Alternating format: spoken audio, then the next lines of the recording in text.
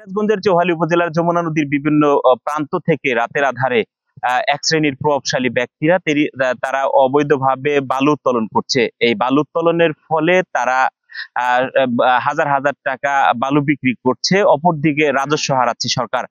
দর্শক, আপনাদেরকে জানিয়ে রাখি, চৌহালি উপজেলার কোথায়ও সরকারি কোনো বালু মহল নেই।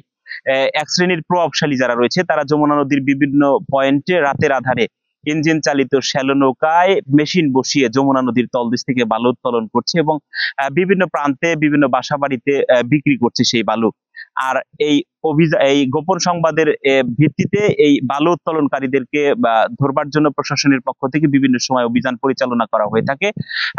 ভোরে উপজেলা নির্বাহী কর্মকর্তা এবং এক্সিকিউটিভ ম্যাজিস্ট্রেট জনাব মোস্তাফিজুর রহমানের নেতৃত্বে চৌহালি উপজেলার ভূতের মোড় চৌবাড়ি এলাকাতে অভিযান চালিয়ে বালু উত্তোলনের সময় একজনকে আটক করা হয় এবং বালুবর্তী বাল্কহেড জব্দ করা হয়। জব্দকৃত বালু সেগুলো নিলামের মাধ্যম দিয়ে সরকারি কোষাগারে অর্থ জমাদান করা হয়েছে এবং যাকে ধরা হয়েছিল অর্থাৎ আটক করা হয়েছিল তাকে অর্থদণ্ড দেওয়া হয়েছে।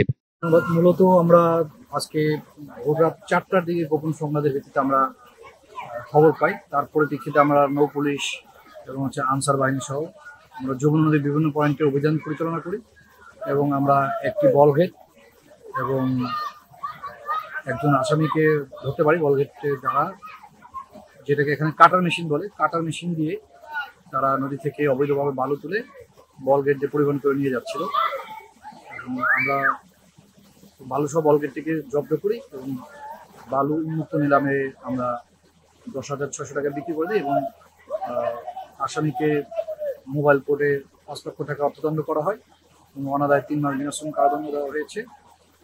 আসামিকে আমরা থানা পুলিশের মাধ্যমে ইতিমধ্যে সাজা পড়ানোর কোর্টে পাঠানোর জন্য প্রক্রিয়া চলমান রয়েছে। আমরা সবাইকে জানাতে চাই যে এইটা আমাদের নিয়মিত অভিযানের অংশ হিসেবে আমরা তাদেরকে গ্রেপ্তার করেছি। আমাদের এই অভিযান চলমান। আপনাদেরকে একটি তথ্য জানিয়ে রাখি, চৌহালি উপজেলার বিভিন্ন প্রান্ত থেকে যারা অবৈধ বালু উত্তোলনকারী তারা কিন্তু রাতের আধারে অনেকটা কৌশলে বালু উত্তোলন করে থাকে এবং সেই হাজার হাজার ঘনফুট বালু তারা এখান থেকে উত্তোলন করে যমুনা নদীর বিভিন্ন প্রান্ত থেকে নৌকা যোগে বিভিন্ন জায়গায় তারা বিক্রি করে থাকে এবং এই চৌহালির বালু কিন্তু চৌহালির বাহিরেও চলে যাচ্ছে। এ থেকে অসাধু যারা প্রভাবশালী ব্যক্তি রয়েছে তারা মোটা অঙ্কের লাভবান হলেও সরকার হারাচ্ছে রাজস্ব। চৌহালি উপজেলা প্রশাসন অবৈধ বালু উত্তোলনকারীদের বিরুদ্ধে সোচ্চার রয়েছে এবং তারা অভিযান পরিচালনা করছে। উপজেলা প্রশাসনের সাথে আমরা কথা বলেছি, তারা বলছে তারা রাতের বেলায় বালু উত্তোলনকারীদেরকে যখন বালু উত্তোলন করছে গোপন সংবাদ পাওয়ার সাথে সাথেই তারা কিন্তু অভিযানগুলো পরিচালনা করে থাকে এবং ভোরে যে অভিযান পরিচালনা হয়েছে সেই অভিযানে আটককৃতদের বিরুদ্ধে আইনানুগ ব্যবস্থা গ্রহণ করা হয়েছে। একই সাথে সবাইকে এই বিধ্বস্ত চৌহালি উপজেলার মানচিত্রের অবশিষ্ট যে অঞ্চল সেটিকে রক্ষা করবার জন্য এবং এই চৌহালি থেকে আর যেন কেউ অবৈধভাবে বালু উত্তোলন করতে পারে সেই তথ্য উপজেলা প্রশাসনকে দেবার জন্য কিন্তু আহ্বান জানানো হয়েছে। একই সাথে স্থানীয়রা বলছে যে এই চৌহালি উপজেলার বিভিন্ন প্রান্তে অর্থাৎ রাতের আধারে যে বালু উত্তোলনকারীরা তারা এলাকার প্রভাবশালী চক্র হবার কারণে অনেকেই কিন্তু মুখ খুলবার জন্য সাহস পাচ্ছে না, কারণ এই বালু উত্তোলনকারীদের বিরুদ্ধে মুখ খুললে তাদেরকে বিপর্যস্ত হতে হয়, এরকম রেকর্ডও কিন্তু অনেক আগে রয়েছে।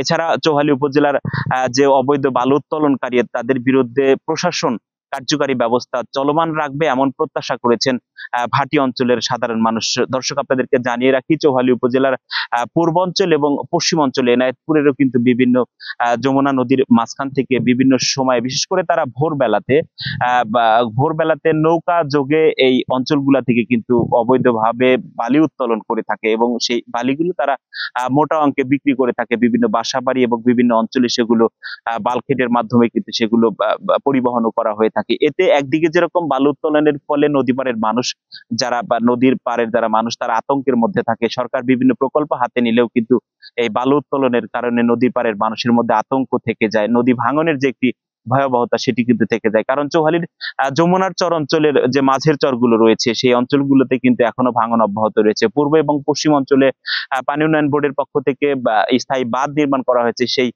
বাঁধেও কিন্তু কদিন আগে ধসে গিয়েছিল। সবকিছু মিলে সচেতনতার পাশাপাশি আইন শৃঙ্খলা বা প্রশাসনের যারা রয়েছে তারা আরো নজরদারি বৃদ্ধি করবে এবং চৌহালির পূর্ব এবং পশ্চিম পাড় ভাঙনের কবল থেকে বাঁচবে, বালু উত্তোলনকারীর সাথে জড়িত অবৈধ যে কতিপয় ব্যক্তি রয়েছে তারা আইনের আওতায় আসবে, এমন প্রত্যাশা করেছেন এই অঞ্চলের সাধারণ মানুষ।